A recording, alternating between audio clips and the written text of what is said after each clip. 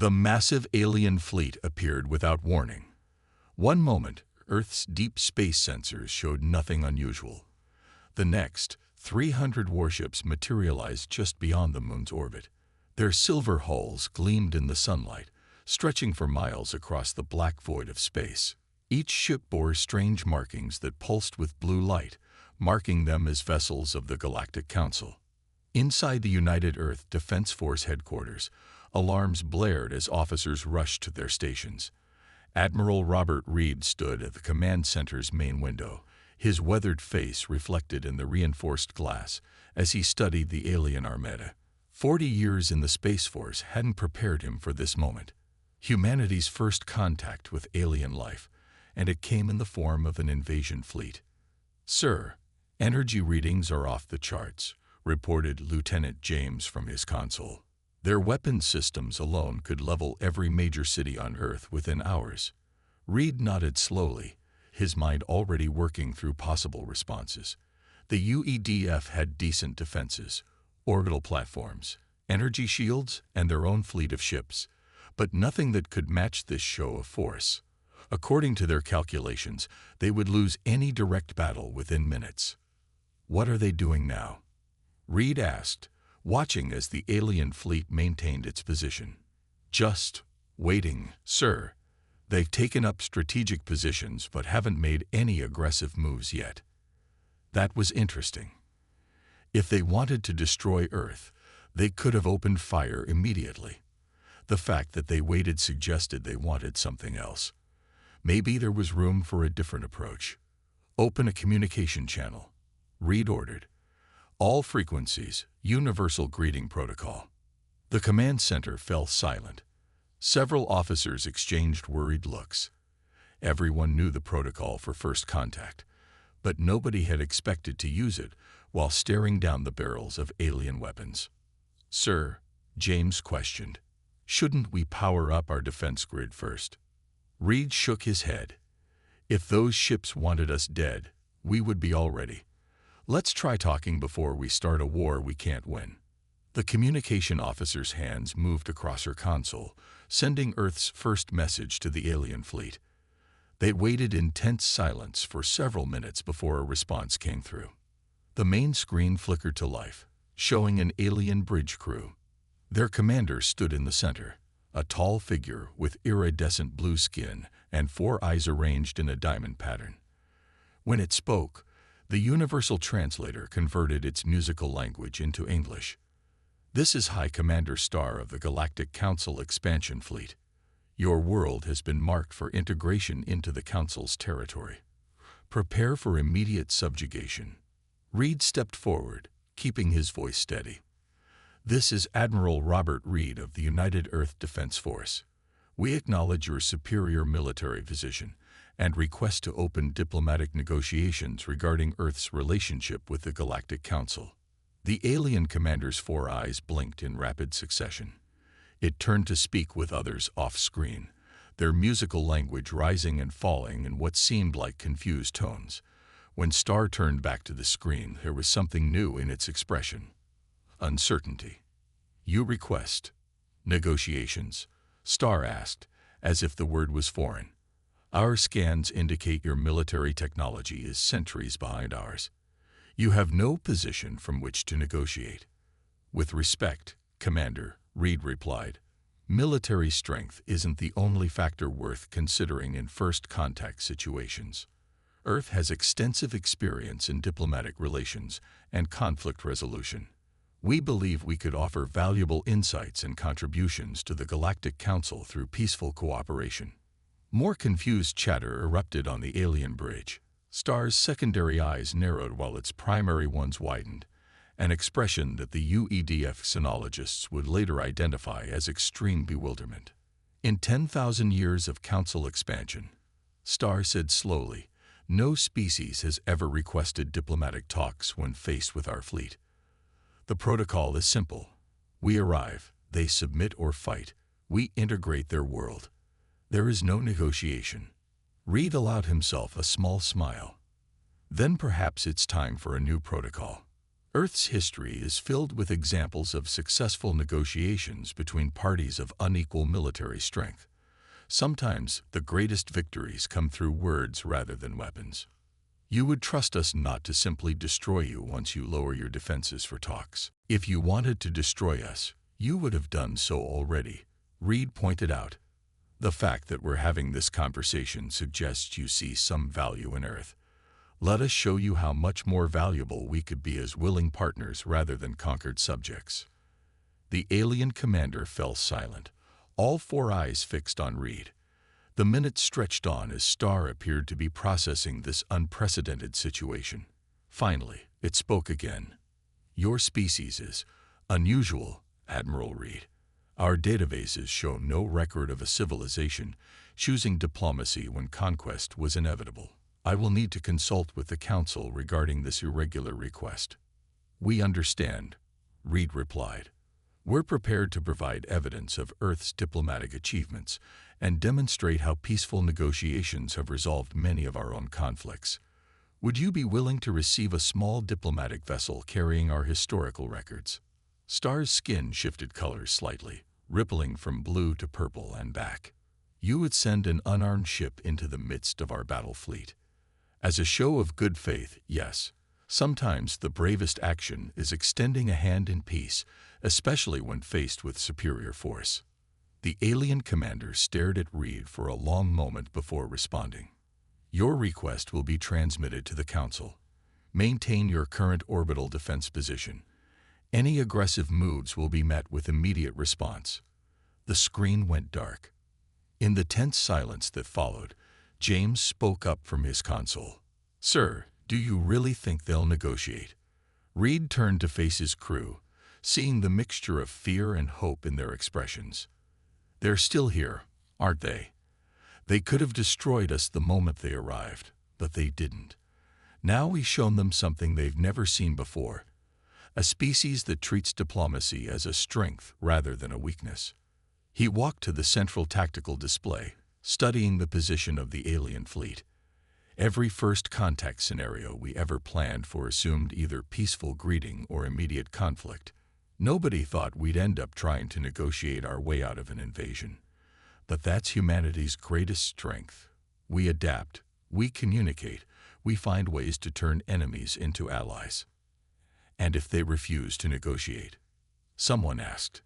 Then we'll face whatever comes next, knowing we tried for peace first, Reed answered. But something tells me we've caught their attention. They're used to species either surrendering immediately or fighting hopelessly against their superior forces. By choosing a third option, we've forced them to think differently about their standard procedures. Hours passed as the massive alien fleet hung in space above Earth. Global news networks broadcast images of the ships, while governments worldwide waited for updates from UEDF headquarters. Reed used the time to prepare a comprehensive diplomatic package. Earth's history of international relations, peace treaties, trade agreements, and cultural exchange programs. Finally, the alien commander's image appeared on screen again. Admiral Reed, the Council has responded to your unusual request. They are intrigued. You may send one unarmed diplomatic vessel carrying your historical records. It will be escorted to our command ship for preliminary discussions. Reed nodded, maintaining his professional demeanor despite the surge of relief he felt. Thank you, Commander Starr. We appreciate the Council's willingness to consider a peaceful approach to first contact. As the communication ended, a mix of cheers and nervous laughter filled the command center. They had achieved something unprecedented, convincing an overwhelming alien force to pause their standard invasion procedure and consider diplomacy instead. Send word to Ambassador Wells, Reed ordered. Tell him to prepare for the most important diplomatic mission in human history. He looked out at the alien fleet again, allowing himself a moment of pride in humanity's response to this crisis. Let's show the galaxy that sometimes the pen really is mightier than the sword. The grand chamber of the Galactic Council buzzed with agitated conversation. Hundreds of alien representatives filled the massive circular room, their varied forms illuminated by the soft glow of floating light orbs. At the center of the chamber, A holographic display showed scenes from Earth's history playing on repeat. Commander Starr stood before the Council leadership ring, all four eyes fixed on the current projection, humans signing the Treaty of Versailles after their First World War. The concept still made no sense to the commander's mind. "You mean to tell us," spoke head counselor Brightmind, his crystalline form shimming with confusion, "that these humans stopped fighting while they still had weapons? They chose to talk instead of fighting to the last soldier." "Yes, counselor," Starr replied. "And this wasn't an isolated incident. Their history is filled with such examples. They call them peace treaties and diplomatic solutions." The leadership ring erupted in discussion. To them, the idea was completely foreign. In their experience, wars ended when one side was completely defeated. The strong took what they wanted. This was the way of the universe. "Show us another example," demanded second counselor Deep Thought, her tentacles waving in agitation. The hologram shifted to display footage of the Cuban Missile Crisis. The Council watched in silence as two human nations, both armed with world-ending weapons, chose to negotiate rather than fight. When the recording ended, the chamber remained quiet for several long moments. "This makes no sense," Deep Thought finally said. "They had the weapons. They had the opportunity. Why didn't they use them?" According to their records, Starr explained, they believed the cost would be too high. They developed something called diplomatic back channels to find a solution that would let both sides claim victory without actually fighting. Victory without fighting. Brightmind's crystalline structure pulsed with confusion. How can there be victory without combat? Before Starr could respond, the chamber's main doors opened. Ambassador Thomas Wells entered, walking calmly toward the center of the room. The human's simple black suit and silver hair stood in stark contrast to the exotic forms of the council members. He carried nothing but a small data device. Wells stopped beside Commander Starr and bowed to the leadership ring. "Honorable Council, thank you for agreeing to these talks. I bring greetings from Earth and a proposal for peaceful cooperation." "Human," Brightmind addressed him directly, "your species confuses us. Our fleet could destroy your world, yet you stand here unarmed, talking about cooperation. Explain this behavior." Wells smiled gently. "With respect, Counselor, carrying weapons into these chambers would only show weakness and fear. By coming unarmed, I demonstrate Earth's commitment to finding peaceful solutions." "But you are powerless here," Deep Thought interjected. "You have no leverage." "On the contrary," Wells replied, activating his data device. A new hologram appeared, showing the history of human trade agreements. "We have something far more valuable than military might to offer: experience in turning potential enemies into profitable allies." The council chamber filled with murmurs as Wells continued. "Consider this. Every time you conquer a world, you must spend resources maintaining control. You must garrison troops, suppress rebellions, and rebuild damaged infrastructure. But when you form diplomatic relationships, both sides contribute willingly to mutual growth." He showed them statistics from Earth's history, charts comparing the costs of warfare to the benefits of trade partnerships. The council members leaned forward, their attention caught by the unexpected data. "Look at these numbers," Wells pointed out. "When the European Union formed, former enemies became economic partners. Their combined peaceful productivity far exceeded anything they had achieved through centuries of warfare. We call this a win-win scenario, where both sides benefit more from cooperation than conflict." "Impossible," one council member shouted. "The strong must dominate the weak. This is the natural order." "Is it?" Wells asked calmly. "Then why has every empire based solely on military might eventually fallen? Yet diplomatic alliances, trade partnerships, and mutual defense pacts have often survived for centuries." He displayed more images: the United Nations in session, international space cooperation, global scientific partnerships. Humanity learned these lessons through countless wars and conflicts. We discovered that true strength lies not in the ability to destroy, but in the ability to build together. Commander Star's skin rippled with new colors as understanding began to dawn. This is why you requested negotiations when we arrived. You weren't surrendering. You were offering us a more efficient path to achieving our goals. Exactly. Wells nodded. Why waste resources on conquest when we could both benefit from cooperation? Earth has unique perspectives, technologies, and cultural experiences to share. We could help the Council establish diplomatic relations with other species, reducing the cost of expansion while increasing its stability. The leadership ring conferred quietly among themselves. The other Council members watched anxiously. This was unprecedented in their history. Finally, Brightmind addressed Wells again. Your arguments are intriguing, but how can we trust that this is not simply a delay tactic? How do we know humans will honor their agreements? Wells touched his data device again, bringing up Earth's record of international law.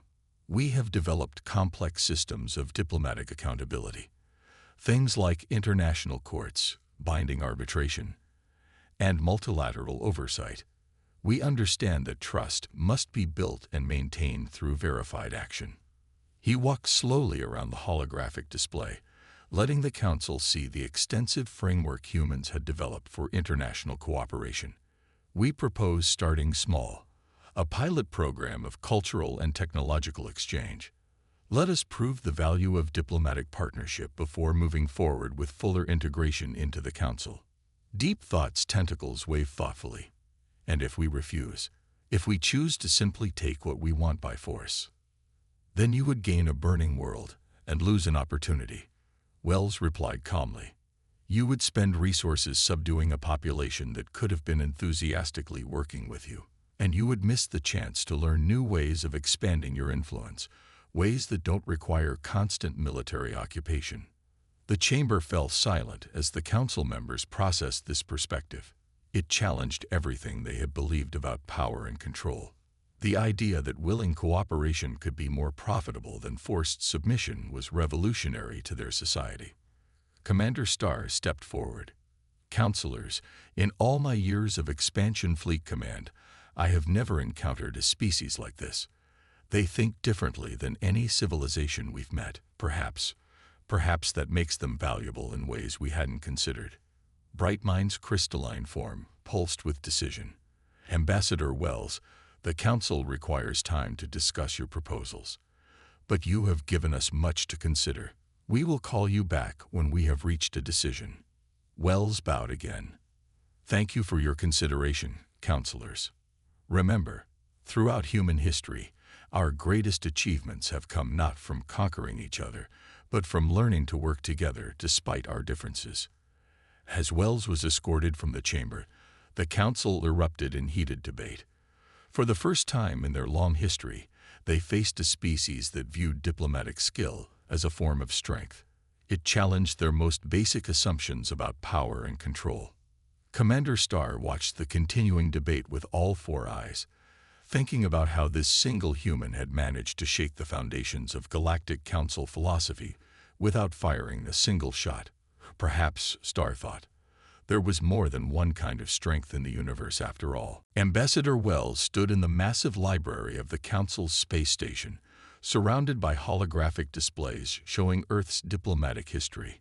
Around him, alien scholars and military experts watched with growing interest as he explained the Peace of Westphalia. This was one of our first major attempts at creating lasting peace between multiple warring nations, Wells explained, gesturing to the floating images. In 1648, after 30 years of devastating war, the leaders of European nations realized something important. They could gain more through careful negotiation than endless fighting. Commander Starr moved closer to the display, all four eyes focused on the ancient documents. But how did they ensure compliance? Without military occupation, what stopped them from breaking the agreements? Wells smiled. They created something new, a system of international laws and mutual guarantees. Each nation became responsible for maintaining the peace because they all benefited from it. Trade increased, cultural exchanges flourished, and the cost of constant warfare disappeared. The alien scholars furiously recorded every detail, as Wells brought up more examples. He showed them the Congress of Vienna, the League of Nations, and finally, the United Nations. "Look at this carefully," he said, displaying footage of the UN General Assembly. Former enemies sitting together, voting on resolutions, working out their differences through words instead of weapons. It's not always perfect, but it's far better than constant war. One of the alien scholars, a floating cloud of intelligent gas named Wisdom Seeker, formed itself into a question mark shape. But what about resources? How do you determine who gets what without military conquest? Through trade agreements and economic partnerships, Wells replied. He pulled up new data showing global trade routes and economic cooperation. When nations trade freely, they often get more resources than they could by taking them by force. Plus, they don't have to spend money on armies and rebuilding destroyed infrastructure. The aliens watched as he demonstrated how Earth's global trade network operated. They saw how countries that once fought bitter wars now exchanged goods peacefully, their combined economic power far greater than what any single nation could achieve alone. Commander Star's skin shifted to a thoughtful purple color. "This explains why your Admiral Reed suggested negotiations when we arrived. You've turned diplomatic skill into a form of power we never considered." "Exactly," Wells nodded. "But let me show you something even more interesting." He brought up footage of the International Space Station. This is what happened when former rivals decided to work together in space. Countries that once pointed nuclear weapons at each other combined their resources and knowledge to achieve something remarkable. The aliens watched in fascination as astronauts from different nations lived and worked together in orbit. The concept of cooperation in space exploration was completely foreign to them. Their own space programs had always been purely military in nature.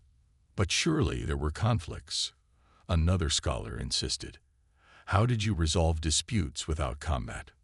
Wells pulled up examples of international arbitration and peace treaties. We developed complex systems for resolving disagreements. International courts, mediation processes, diplomatic protocols, all designed to find solutions that benefit everyone involved. He showed them the Antarctic Treaty, where nations agreed to preserve an entire continent for peaceful research instead of fighting over its resources. The aliens were particularly shocked by this. The idea of voluntarily restricting military activities was completely new to them. "Consider this," Wells continued, displaying statistics about military spending versus diplomatic costs. "When you choose diplomacy over warfare, you save enormous resources.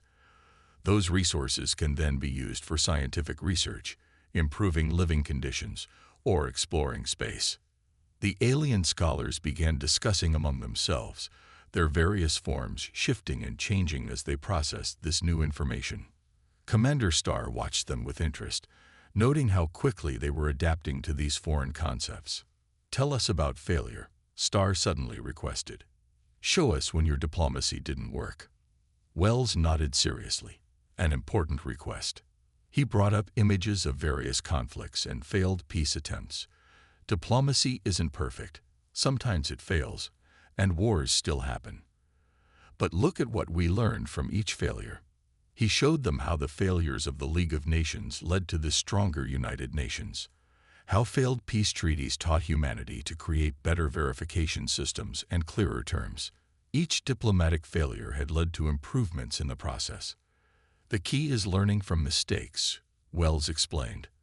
"When diplomatic efforts fail, we don't abandon diplomacy. We improve our methods. It's like developing better technology. Each failure teaches us something valuable." One of the alien scholars, a crystalline being named Deep Knowledge, chimed in. "This is why you keep such detailed records of past agreements. To learn from them." "Exactly," Wells confirmed. "Every successful negotiation builds on the lessons of the past. We've spent thousands of years developing these diplomatic tools and techniques. They're just as important as any weapon or shield." He brought up a final display showing Earth's current global diplomatic network. Thousands of embassies, consulates, and international organizations, all working together to maintain peace and cooperation. "This is real power," Wells said quietly. "Not the power to destroy, but the power to build. The power to turn enemies into friends, to find solutions that benefit everyone. This is what Earth can offer the Galactic Council." Commander Starr moved to stand beside Wells, studying the complex network of diplomatic relationships. "Your species has developed something we never considered necessary. We always saw military might as the only path to power. But this is a different kind of strength. And it could be even stronger on a galactic scale," Wells suggested. "Imagine applying these diplomatic principles to relations between different species. The potential for peaceful cooperation and mutual benefit is enormous." The alien scholars had stopped taking notes and were now engaged in intense discussion.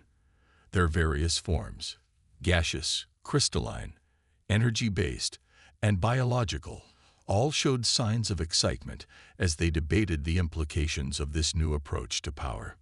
Wells watched them with satisfaction. He could see the change happening, the way these highly intelligent beings were beginning to grasp the potential of diplomatic power. Even Commander Starr's rigid military bearing had softened somewhat as understanding grew. "Ambassador," Starr said finally, "I believe we need to show this to the full council. They need to understand that there are alternatives to our traditional methods of expansion." Wells nodded. "I would be honored to present this information to them.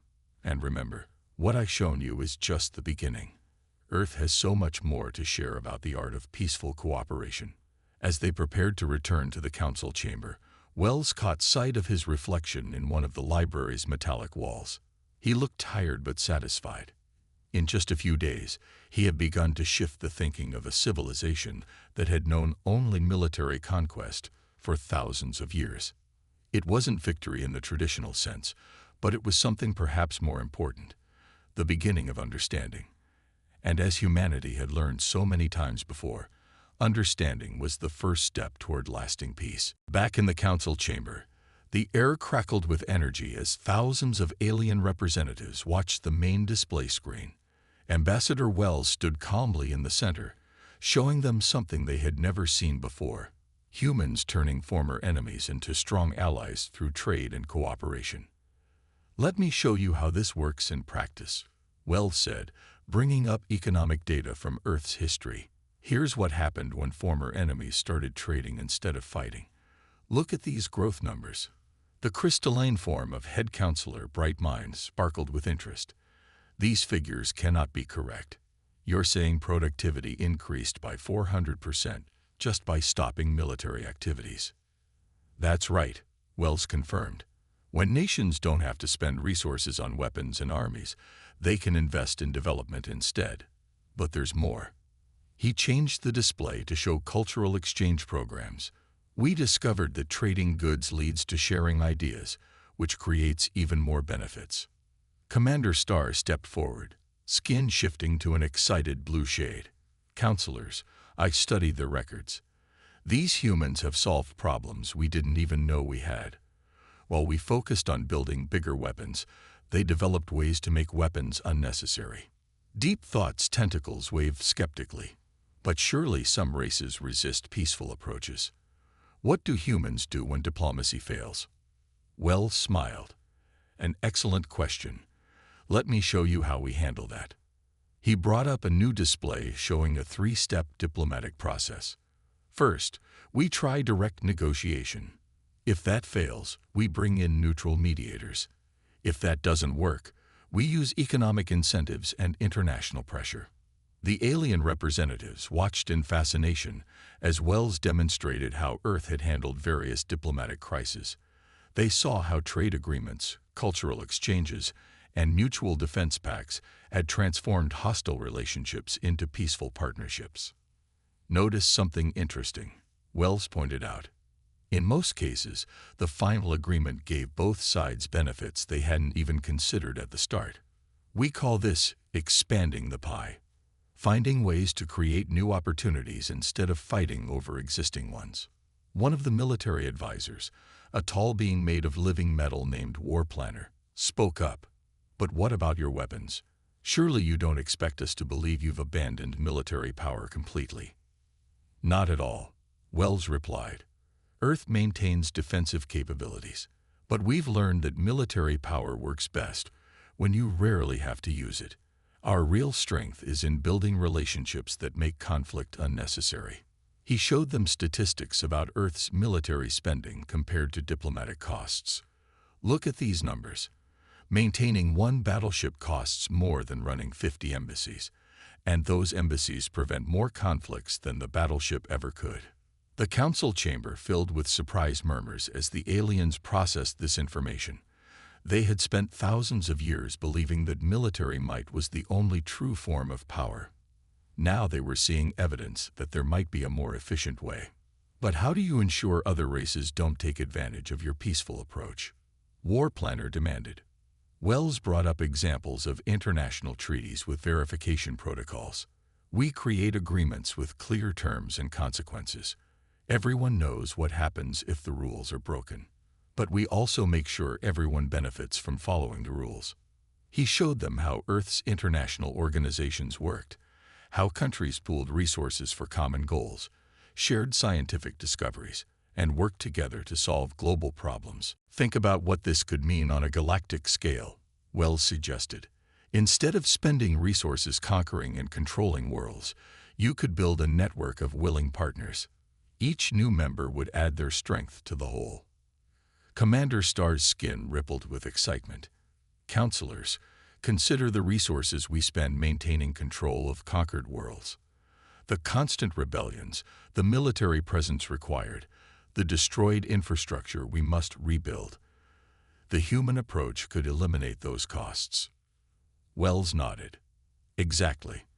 And there's another advantage you might not have considered. He brought up images of Earth's scientific cooperation programs. When species work together willingly, they share knowledge and ideas. Think how much faster technology could advance with multiple races cooperating instead of competing. The council chamber buzzed with discussion as representatives began to see the possibilities. Even the military advisors were paying close attention now, calculating the potential savings in resources and personnel. Let me show you something else, Wells continued. He displayed footage of international space missions. Look what happened when former rivals decided to explore space together instead of competing. We achieved more through cooperation than any single nation could have managed alone. The aliens watched as astronauts from different countries worked together on space stations and exploration missions. The idea of combining resources and knowledge instead of hoarding them was revolutionary to their competitive society. Deep Thought's tentacles moved in a pattern indicating deep consideration. You're suggesting we could achieve more through cooperation than conquest. Much more, Wells confirmed. Military conquest only gets you access to resources and reluctant obedience. Diplomatic cooperation gets you willing partners, shared knowledge, and new ideas you might never have considered on your own. He brought up one final display showing Earth's diplomatic network. This is what real power looks like in the modern age. Not the ability to destroy, but the ability to build. Not forcing others to obey, but convincing them to cooperate. Commander Starr addressed the council directly. In all my years of expansion fleet command, I never questioned our methods. But studying human history has shown me something important. We've been measuring strength by the wrong standards. The commander's skin shifted to a deep purple of conviction. These humans have mastered something we never even tried to develop. They can turn enemies into allies, create wealth through cooperation, and build lasting partnerships where we only saw targets for conquest. Wells looked around the chamber, seeing the impact of his words in the reactions of the various alien representatives. Some showed clear signs of understanding, while others still struggled with these new concepts. But they were all thinking about power differently now. The choice before you is simple, Wells concluded. Continue spending massive resources on conquest and control, or try a new approach that could bring greater benefits at lower cost.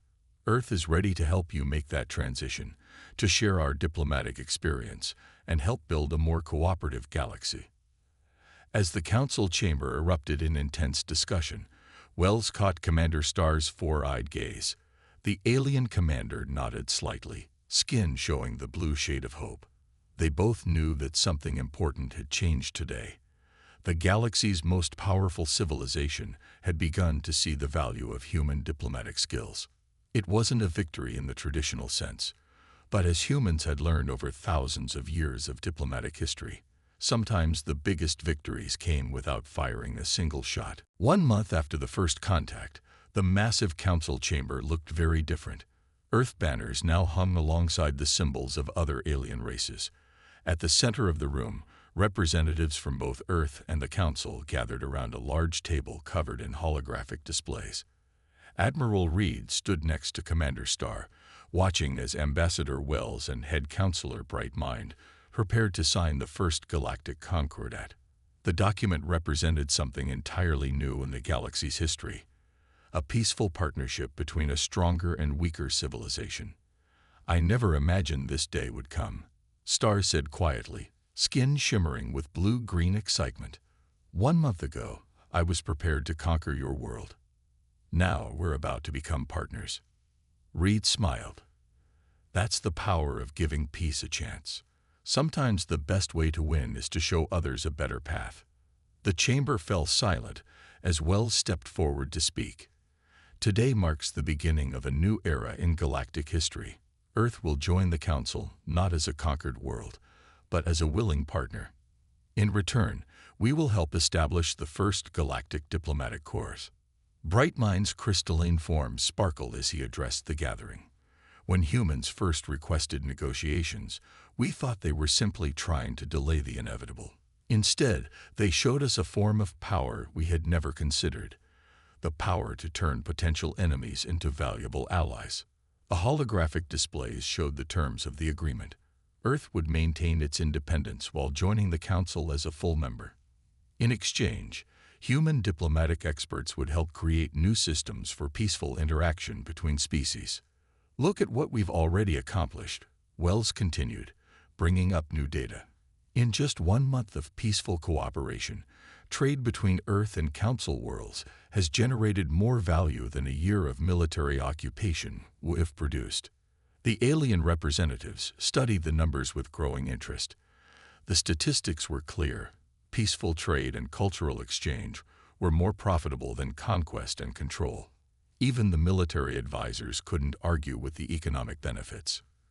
Commander Starr stepped forward. "As head of the expansion fleet, I have something important to announce." The commander's skin shifted to a formal shade of deep blue. "With Council approval, our fleet will be reorganized. Half of our ships will be converted into diplomatic and trade vessels." Surprised murmurs filled the chamber. Starr continued, "Additionally, I am proud to announce the creation of the first Joint Species Diplomatic Academy.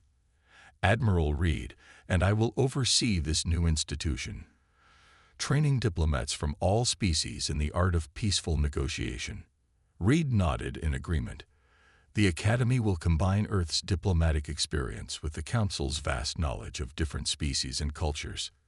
Together, we'll develop new ways to build understanding between civilizations."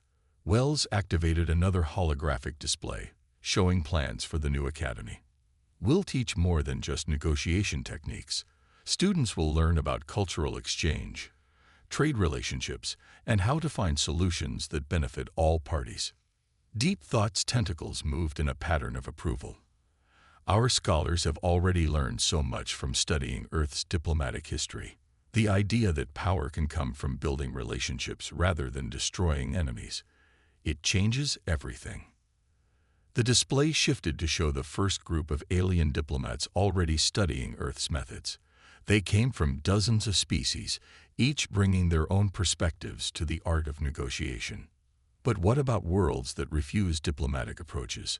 asked War Planner, the living metal being still somewhat skeptical. Wells smiled.